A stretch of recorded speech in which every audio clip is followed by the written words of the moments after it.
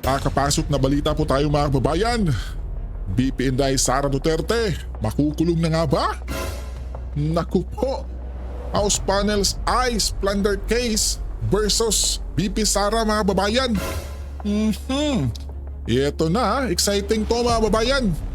Ayon kasi sa balita, the House Committee on Good Governance. Good Governance ba ito? Ito wadcom to eh.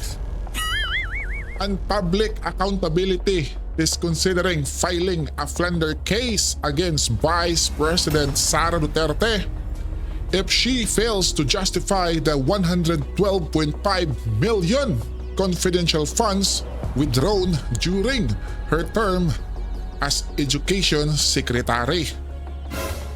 Naku po mga babayan, no?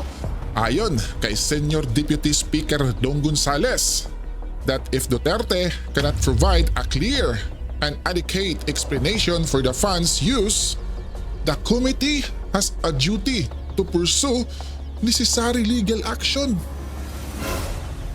Naku po mga kababayan, may paligal-legal action pa kayong kalalaman dyan ha? Naku po, at eto, buwelta pa ni Gonzales mga babayan. Pera ito ng taong bayan at kailangan nating tiyakin na ito ay nagamit ng tama. Kung hindi maipaliwanag ang paggamit ng 112.5 million, we may have no choice but to consider recommending the filing of a plunder case. Dagdag pa niya mga kababayan. Plunder case mukha nyo. Diba? The investigation began when the 3 checks, each worth 37.5 million, were issued as cash advance to DepEd. Po, during a recent hearing, Gonzales raised concerns about the funds being labeled as maintenance and other operating expenses rather than confidential funds. Po mga kababayan, no? Creating doubts over their intended purpose.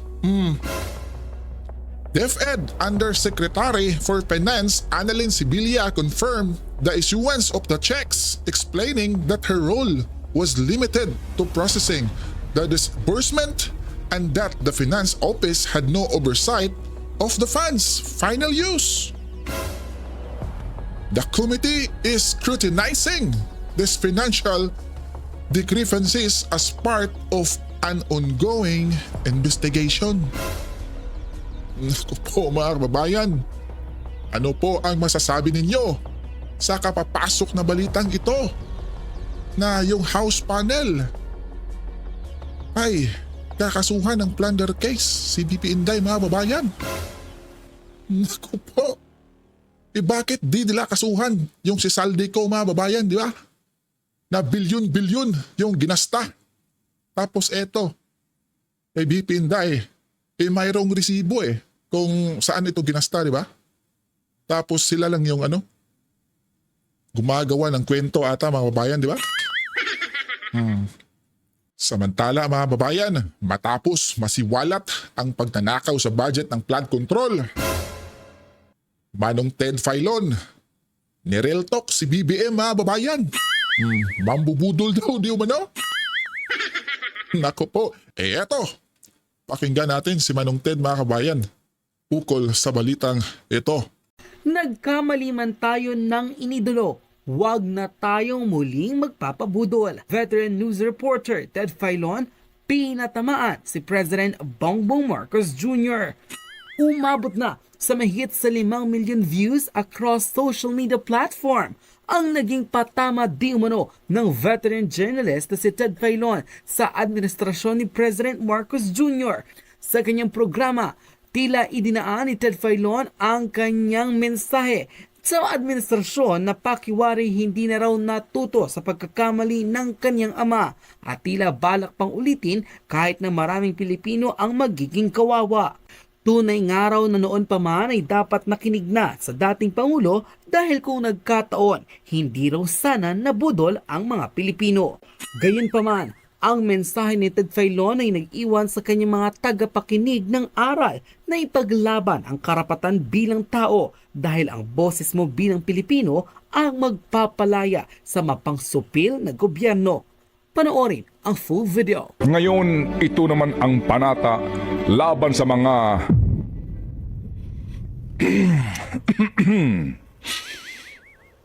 nambubudol sa Pilipino. Bilang Pilipino, magiging mapagbantay ako sa ginagawang pagnanakaw ng mga taong gobyerno sa bagong Pilipinas. Bilang Pilipino, isisiwalat ko ng buong tapang at may dangal ang katiwalian at pagmamalabis ng mga taong nagpapanggap na mga lingkod bayan.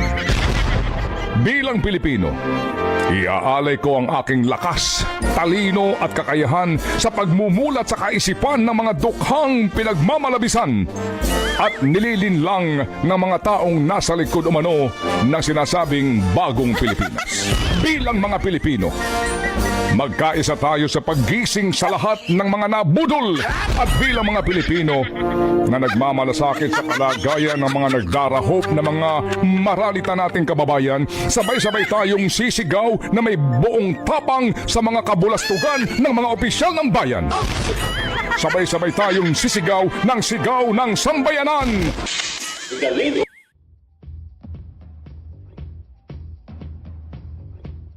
Ako ho'y nagpapasintabi lang sa mga kagalang-galang natin na mga mambabatas. Kasi for example, si Mick Subiri, no? O sino pa? Si Joel Villanueva. Yan. Sasabi, reclamation pa more! Yan. Di ba? Sabi nila. Ay nako, matagal na pong debate yan. Papayagan ba yan o hindi? Pinayagan na po. Ang pamilya po ng isang senador, may reclamation project dyan. So siguro maganda, tanungin niyo mismo yung kapwa niyo senador. Hoy, senator, reclamation ka pa more? Ay, bakit malayo pa sila? Ay, ganon? Yes, ma'am. Di po ba? Magpakatotoo po tayo sa isyong ito. Ano ba problema dito? Di ba? Sa isyong ito. Ano ba? Oh. Ano ba ang problema? Kawalan ng plano?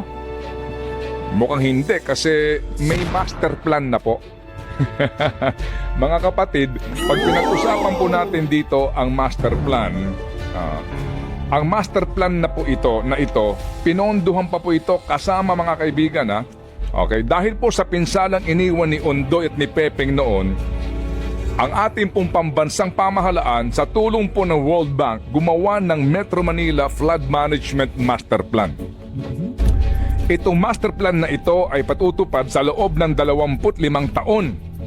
Ito yung blueprint o detalyadong gabay para tugunan ang problema ng baha sa Metro Manila at karatig lugar.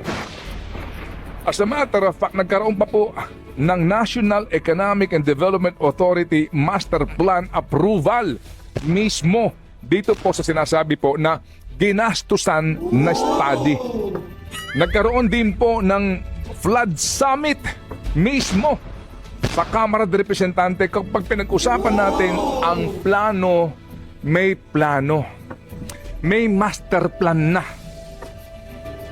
Pera, pondo, yun ba ang kulang? Hindi. Dahil, mga kapatid, sa record mismo. At sino ba nag-a-aproba nito? Hahanapin nyo yung pera, pero kayo nag-a-aproba, di ba? Sa pagbibigay ng pera.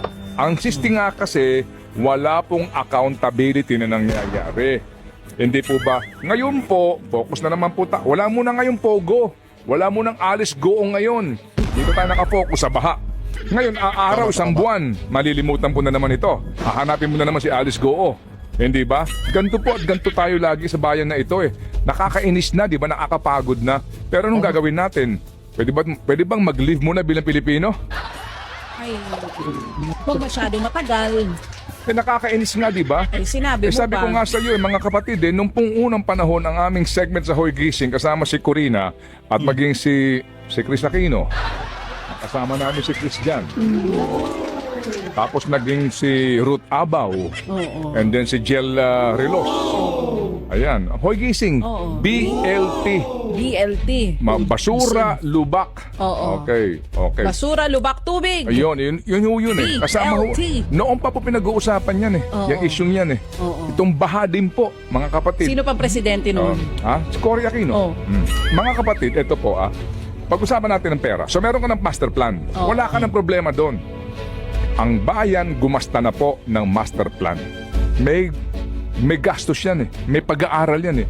Pera. Okay. Magkano ho ba ang pera na nailaan na so far dito nga po sa mga flood control projects na ito? For last year, mga kapatid, ang binabanggit nila dyan, 2024 budget, magkano? 2024 budget, 450 billion pesos.